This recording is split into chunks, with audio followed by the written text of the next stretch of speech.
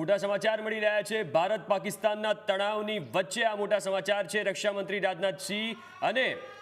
CDS પણ બેઠકમાં હાજર રહ્યા છે પીએમ આવાસ ખાતે બેઠકનું આયોજન કરવામાં આવ્યું છે આ મહત્વના સમાચાર પીએમ આવાસ ખાતે મહત્વની બેઠક મળી છે રક્ષા મંત્રી રાજનાથસિંહ અને વિદેશ મંત્રી બેઠકમાં હાજર રહ્યા છે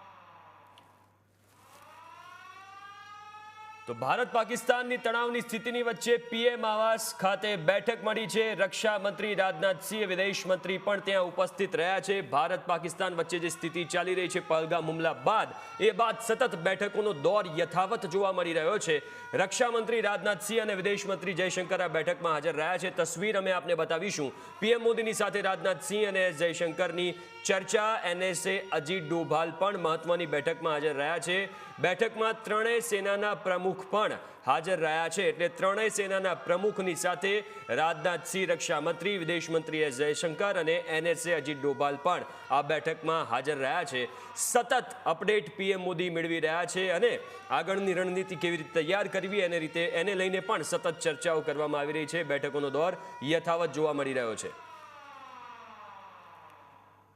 તો આ તસવીર તમે જોઈ શકો છો આ બેઠકની તસવીર છે જે પીએમ આવાસ પર યોજાઈ છે આજે જેમાં રક્ષા મંત્રી રાજનાથસિંહ તમને દેખાઈ રહ્યા છે અજીત ડોભાલ બેઠા છે વિદેશ મંત્રી જયશંકર બેઠા છે અને ત્રણેય સેનાના જે મુખિયાઓ છે એ પણ ત્યાં બેઠા છે ભારત પાકિસ્તાનની વચ્ચે જે તણાવની સ્થિતિ છે જે ભારતે 5 ડિપ્લોમેટિક સ્ટેપ્સ લીધા એ પછી સતત જે તણાવની સ્થિતિ જોવા મળી રહી છે એને લઈને પીએમ આવાસ ખાતે આ બેઠકનું આયોજન કરવામાં આવ્યું છે આઉટપુટ એડિટર જીગર વધુ વિગતો સાથે જોડાયા છે જીગર સતત બેઠકોનો દોર યથાવત જોવા મળી રહ્યો છે પીએમ મોદીની અધ્યક્ષતામાં ફરી એકવાર બેઠક મળી બિલકુલ અહીં સતત બેઠકોનો દોર અને આ બેઠકોનો દોર એ દર્શાવે છે કે કેવી રીતે ભારત સરકાર સતત સક્રિય છે વિદેશ મંત્રી એસ જયશંકર પીએમ આવાસ પર છે રાજનાથસિંહ છે સીડીએસ અનિલ ચૌહાણ પણ આખી આ બેઠકમાં હાજર છે અને એનએસએ સાથે ત્રણેય સેનાના જે પ્રમુખો છે એ પણ આ બેઠકની અંદર હાજર છે સતત અપડેટ અને પ્રધાનમંત્રી નરેન્દ્ર મોદીના આવાસ પર આ ખૂબ મહત્વપૂર્ણ બેઠક આવતીકાલે કેબિનેટની બેઠક પણ છે સીસીએસની બેઠક પણ છે 11 વાગે એટલે ખૂબ મહત્વપૂર્ણ આ 2 દિવસ દરમિયાન બેઠકોનો દોર ગઈકાલે રાજનાથસિંહે પ્રધાનમંત્રી નરેન્દ્ર મોદીને એક રિપોર્ટ સબમિટ કર્યો હતો અને એ રિપોર્ટની અંદર આ જે આખો પહેલગામ જે એટેક થયો તેને સંદર્ભમાં લઈને કેટલીક મહત્વપૂર્ણ બાબતો પણ હતી અને પ્રધાનમંત્રી નરેન્દ્ર મોદી પર આ મુદ્દે સતત વોચ રાખી રહ્યા છે બેઠકમાં રક્ષા મંત્રી રાજનાથસિંહ હાજર છે જે બેઠકમાં એનએસએ અજીત ડોભાલ હાજર છે અને સીડીએસ અને ત્રણેય સેનાના પ્રમુખો પણ આખી આ બેઠકમાં હાજર છે એટલે કંઈ પણ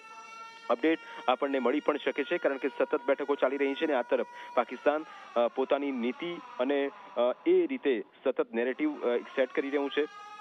પણ ભારત સરકાર કટિબદ્ધ છે અને ત્વરિત કાર્યવાહી કરવા માટે પણ સક્ષમ છે અને બેઠકમાં જ્યારે રક્ષામંત્રી હાજર હોય વિદેશ મંત્રી હાજર હોય અને જ્યારે એ બેઠકની અંદર એનએસએ હાજર હોય અને ત્રણેય સેનાના પ્રમુખો પણ આ તસવીરમાં આપણે જોઈ શકીએ છીએ જ્યારે પ્રધાનમંત્રી નરેન્દ્ર મોદીએ પહેલી બેઠક મળી જ્યારે તે સાઉદી અરબનો પ્રવાસ અધૂરો છોડીને આવ્યા હતા એ પછી આ ફરી એક વખત તેમની આ મુલાકાત અને તેની અંદર આખો એક ફાઇનલ રિપોર્ટ જેની અંદર તૈયાર કરાયો હોવાની માહિતી મળી રહી છે આ સાથે એ પણ અપડેટ મળી રહ્યું છે કે આ બેઠકની અંદર અનેક મહત્વપૂર્ણ મુદ્દાઓને ચર્ચામાં કેન્દ્ર સ્થાને લેવામાં આવ્યા હશે કારણ કે અજીત ડોભાલ આખી આ બેઠકમાં હાજર છે સેના પ્રમુખ પણ હાજર છે અને આ સાથે એ પણ અહીં મહત્વપૂર્ણ બની રહે છે કે છેલ્લા 3 દિવસની અંદર તમે જુઓ કે સતત બેઠકોનો દોર ચાલ્યો અમિત શાહ રાષ્ટ્રપતિને મળવા ગયા હતા રાજનાથસિંહ ગઈકાલે પ્રધાનમંત્રી નરેન્દ્ર મોદીને મળ્યા હતા આજે ત્રણેય સેનાના પ્રમુખ આ સાથે સીડીએસ અને બીજું કે તમે જુઓ કે એનએસએ એ ત્રણેય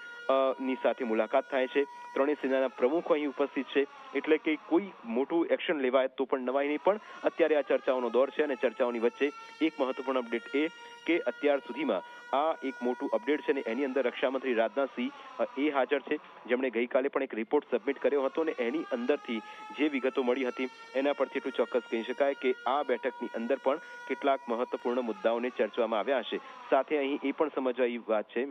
કે બેઠકમાં જ્યારે આ તમામ મુદ્દાઓને આવરી લેવામાં આવતા હોય ત્યારે એ મુદ્દો પણ કેન્દ્ર સ્થાને રહેશે કે જે રીતે એક ગઈકાલે એક તરફ એનઆઈએ સતત આખા કેસમાં એક એક નિવેદનો નોંધી રહી છે। ગઈકાલનો અમદાવાદનો વિડીયો આપને યાદ હોય કે જેની અંદર આપણે સૌથી પહેલા એ દર્શાવ્યું અને ત્યારબાદ એનઆઈએ તેની ગંભીર નોંધ લીધી અને જે